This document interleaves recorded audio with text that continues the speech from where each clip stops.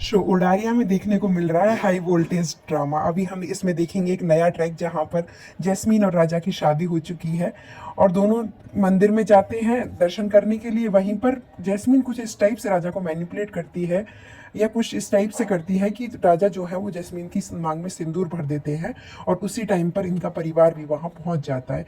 तो परिवार में जो चाची हैं और दादी हैं वो बोलती हैं कि मांग में सिंदूर भरना मतलब शादी होना, और वहाँ के जो पंडित जी हैं वो भी ऐसा ही बोलते हैं।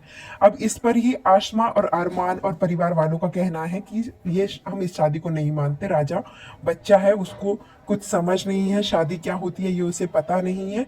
बट वही दूसरे और परिवार वाले चाची और दादी ये सब बोलते हैं कि इस मांग में सिंदूर भरना मतलब शादी होना। अब हमें इस समस्या का कोई तो हल निकालना होगा। उसके बाद ये लोग घर आ जाते हैं और उसका गृह प्रवेश हो जाता है आलिया का। फिर आलिया और राजा सबसे आशीर्वाद लेते हैं। तो वही मम्मी, राजा की मम्मी जो है वो अच्छे से आशीर्वाद दे देती हैं, बट बाकी और घर वाले जो हैं वो आशीर्वाद नहीं देते हैं। चाची भी आशीर्वाद दे देती हैं, बट आसमा और अरमान इस शादी को मानने को तैयार ही नहीं है। वही राजा के पापा भी इस शादी से इनकार करते हुए नजर आ रहे हैं। उसके बाद हम देखते हैं कि जो राजा है वो कम्प्लीटली आलिया के फेवर में है और सारी चीज़ें मतलब आलिया की ही बस वो मान रहे हैं और सुन रहे हैं। तो उसके बाद जो है अरमान उनको बोलते हैं राजा को कि मम्मी ने खीर बनाई है, जाओ अंदर जाकर खीर खा लो। तो वो अंदर चला जाता है और आलिया जो है वो आसमा आलिया को लेकर आलिया के घर छोड़ने जा रही होती है। इतने में ही वहां पर आलिया के डैडा आ जाते हैं और आलिया के डैडा आकर कहते हैं कि आसमा तुम तो इसको घर लेके आने वाली थी, अभी तक घर क्यों नहीं लेके आई। तो वही फिर हमें देखने को मिल रहा है कि आलिया के जो फादर हैं वो बहुत ज़्यादा गुस्सा कर रहे हैं, आलिया के डैडा जो है वो बहुत गुस्सा कर रहे हैं। वही राजा भी मतलब बहुत ज़्यादा ये हो रहा है कि नहीं आलिया मेरी है, मेरी शादी हो चुकी है, मैं उसका हस्बैंड हूँ। और हमको यही हाई वोल्टेज ड्रामा इधर देखने को मिल रहा है। फिर हम देखते हैं कि जो आलिया के पापा हैं वो बहुत ज़्यादा गुस्सा हो जाते हैं। वो बोलते हैं कि इस पागल के साथ मैं अपनी बेटी की शादी नहीं करूंगा। इतने में ही थोड़ी आलिया के डैडा और राजा के पापा में थोड़ी हाथापाई हो जाती है।